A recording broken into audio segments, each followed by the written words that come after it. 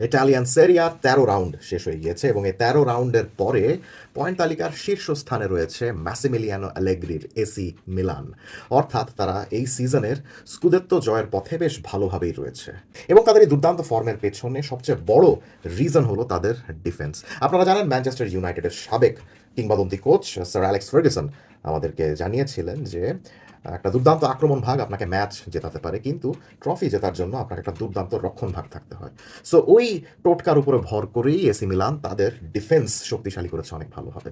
Coach Massimiliano অ্যালেগ্রির অধীনে এই সিজনে এসি মিলান 3-5-2 বা 3-4-3 এরকম ফরমেশনে খেলছে।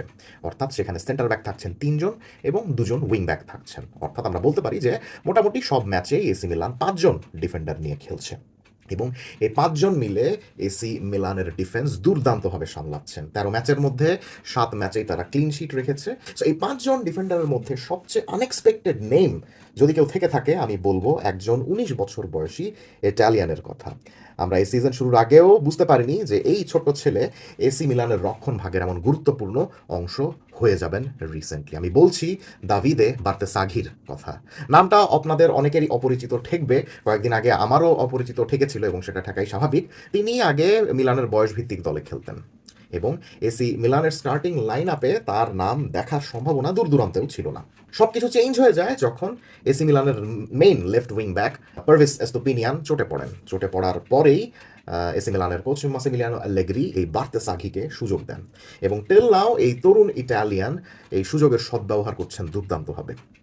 আমরা এ পর্যন্ত 13 ম্যাচ দেখেছি। 13 ম্যাচের মধ্যে প্রথম 5 ম্যাচে বার্তেসাঘি বেঞ্চে ছিলেন, কিন্তু পরের 8 ম্যাচের মধ্যে 7 ম্যাচেই তিনি এসি মিলানের স্টার্টিং লেফট উইং ব্যাকের ভূমিকা পালন করেছেন। এর মধ্যে পারভিস এস্তোপিনিয়ান ফিট হয়ে গিয়েছেন, কিন্তু গত কয়েক সপ্তাহ ধরে বার্তেসাঘি যেরকম দুর্দান্ত খেলছেন তাকে বসিয়ে পারভিস এস্তোপিনিয়ানকে মাঠে খেলানোর সাহস খুব সম্ভবত কোচ মাসিমিলিয়ানো অ্যালেগ্রির নেই। এসি মিলানের ভক্তরা যারা রয়েছেন তারা নিঃসন্দেহে প্রতি সপ্তাহে দেখছেন যে তাদের যুব একাডেমি থেকে এই দুর্দান্ত খেলোয়াড়টা উঠে এসে তাদের মেইন একাদশের অবিচ্ছেদ্য অংশ হচ্ছেন।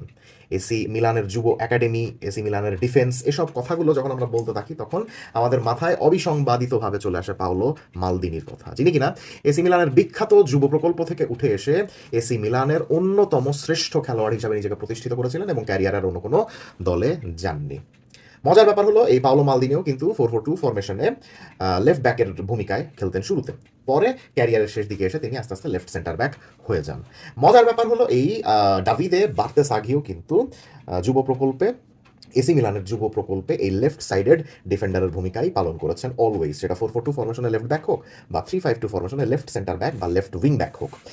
এসি মিলানেও বর্তমানে তিনি 3-5-2 ফরমেশনে লেফট উইং ব্যাকের ভূমিকায় পালন করছিলেন, একদম লেফট ফ্ল্যাঙ্কে দায়িত্ব পালন করছিলেন, যেই দায়িত্বটা ক্যারিয়ারের শুরুতে এসি মিলানের কিংবদন্তি পাওলো মালদিনিও পালন করতেন। সো আপাতত দুজনের মধ্যে মিল এতটুকুই, কিন্তু একটু কল্পনা করে দেখুন এই বার্তেসাঘি যদি পাওলো মালদিনির মতো না হোক, অন্তত পাওলো মালদিনির 50% পারফরমেন্সও যদি সম্পূর্ণ ক্যারিয়ারে এসি মিলানের হয়ে দেখান, তাহলে সেটা এসি মিলানের জন্য কীরকম দুর্দান্ত একটা বিষয় হবে।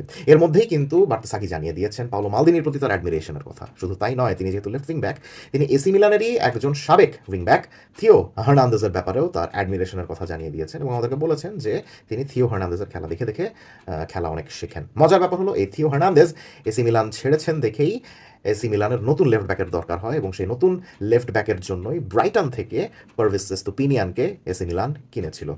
মজার বিষয় হলো এই পারভিস এস্তোপিনিয়ানই এখন এসি মিলানের যুব প্রকল্পের একজন খেলোয়াড়ের কারণে সুযোগ পাচ্ছেন না এবং সব কিছু যদি ঠিকঠাক থাকে তাহলে দেখা যেতে পারে যে একটা বা দুইটা ট্রান্সফার উইন্ডো পরেই হয়তোবা পারভিস এস্তোপিনিয়ানকে এসি মিলান বিক্রি করে দিচ্ছে এবং তাদের যুব প্রকল্পের উপরে আরও বেশি ভরসা রাখছে। কারণ বার্তেসাঘি কেমন খেলোয়াড়, আমি যে কয়টা ম্যাচ দেখেছি আমার কাছে মনে হয়েছে যেহেতু তিনি শেষ কয়েকটা বছর এসি মিলানের হয়ে খেলছেন, তাই তার মধ্যে এসি মিলান নিয়ে প্রেম অনেক বেশি। তার ফ্যামিলিও এসি মিলান সাপোর্টার, যে কারণে মাসিমিলিয়ানো অ্যালেগ্রি যখন তার উপরে ভরসা রাখা শুরু করেছেন তিনিও অনেক বেশি মোটিভেশন পেয়ে গেছেন এবং তার প্রতি সপ্তাহে খেলা দেখে কিন্তু আমাদের মনে হচ্ছে যে এই মোটিভেশনটা অনেক উপকার করছে তাকে আরও ভালো খেলোয়াড় হিসাবে প্রতিষ্ঠিত করার জন্য। প্রতি সপ্তাহে আমরা আস্তে আস্তে তার উন্নতি দেখছি। আমরা ইউভেন্টাসের এগেনস্টে তাকে খেলতে দেখেছিলাম, হি ওয়াজ গুড। এরপরে আমরা ইন্টার মিলানের এগেনস্টে মিলান ডার্বিতে তাকে খেলতে দেখেছিলাম, হি ওয়াজ ফ্যান্টাস্টিক। এমনকি এই সপ্তাহে লাৎসিওর এগেনস্টে এসি মিলান যে খেলতে নেমেছিল, he was awarded man of the match, এত দুর্দান্ত খেলেছেন। সো আমার কাছে তার খেলার স্টাইল দেখে যে জিনিসটা মনে হচ্ছে he is basically defensive wingback, সবসময় যে আক্রমণের জন্য উপরে উঠে গিয়ে বসে থাকেন ব্যাপারটা সেরকম নয়। তিনি খেলার মধ্যে একটা প্রপার ব্যালেন্স রাখতে পছন্দ করেন, আক্রমণ এবং রক্ষণের একটা প্রপার ব্লেন্ড রাখতে পছন্দ করেন। এর আগে একটা সাক্ষাৎকারে তিনি জানিয়েছিলেন যে তিনি 4-ম্যান ব্যাকলাইনে লেফট ব্যাকের ভূমিকায় বেশি স্বচ্ছন্দ। তাই 3-5-2 ব্যাকলাইনে সাধারণত কি হয় যে উইং ব্যাকরা অনেক বেশি অ্যাটাকিং থাকে। সো ওই তুলনায় বার্তাসাকিকে আমার সেরকম অ্যাটাকিং বলে মনে হয়নি। তিনি ওই ব্যালেন্সটা মেনটেন করতে পছন্দ করেন, আক্রমণ এবং রক্ষণের মধ্যে একটা ব্যালেন্স মেনটেন করতে পছন্দ করেন। এখন 3-5-2 ফরমেশনে যারা উইং ব্যাকের ভূমিকায় থাকেন সাধারণত তাদেরকে ক্রসিংয়ে অনেক ভালো হতে হয়, বিকজ তারা ওভারল্যাপিং এর মাধ্যমে অ্যাটাকিং থার্ডে চলে গেলে সেখান থেকে পিন পয়েন্ট ক্রস দিতে পারলে বক্সে উপস্থিত থাকা খেলোয়াড়রা গোল করতে স্বচ্ছন্দ হন। সো বার্তাসাগির ক্রসিং আমার কাছে এক্সেপশনাল বলে মনে হয়েছে এবং প্রত্যেকটা ম্যাচেই দেখা যাচ্ছে যে তিনি সাকসেসফুল ক্রস বেশ কয়েকবার করছেন।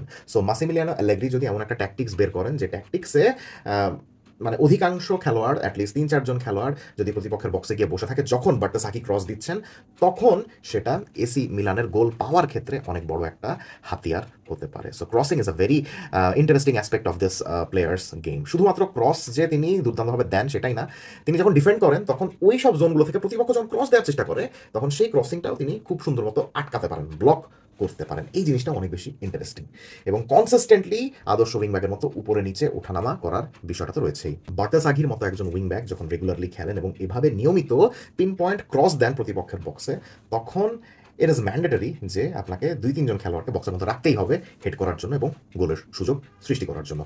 এর মধ্যে 2030 সাল পর্যন্ত বার্তাসাগির সঙ্গে কন্ট্রাক্ট রিনিউ করেছে এসি মিলান, অর্থাৎ এটা নিশ্চিত যে নিজেদের একাডেমির এই তরুণ ইটালিয়ানের প্রতি এসি মিলান বেশ ভালোই ভরসা রাখছে। শুধু পাওলো মালদিনি নয়, ফ্রাঙ্কো বারেসি, আলেসান্দ্রো কোস্তাকুর্তার মতো অনেক দুর্দান্ত ডিফেন্ডার এসি মিলানের একাডেমি থেকে উঠে এসেছে। বার্তাসাগি তাদের দেখানো পথ ধরে এগোতে পারেন কিনা সেটাই দেখার বিষয়। এসি মিলান এবং সেরিয়া ফ্যানদের কাছে জানতে চাইবো যে এই নতুন লেফট উইং ব্যাকের খেলা দেখে আপনাদের কেমন লাগছে। Let's have a discussion.